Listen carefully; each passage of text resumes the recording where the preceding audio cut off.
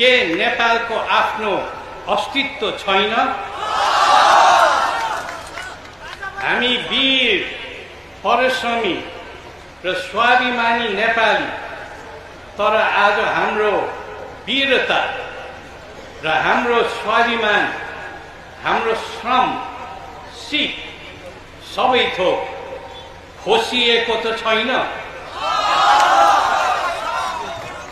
यस्तो दारुण दृश्य देख्दा हामी सबैको आँखा रसाउँदै गएका छन्।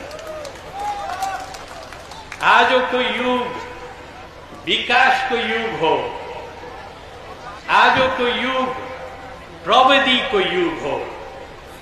हामी आफ्नै स्रोत, साधन, आफ्नै सामर्थ्य र आफ्नै स्वतन्त्र सत्ताद्वारा आफ्नो युगानुकूल उन्नति चाहन्छन्।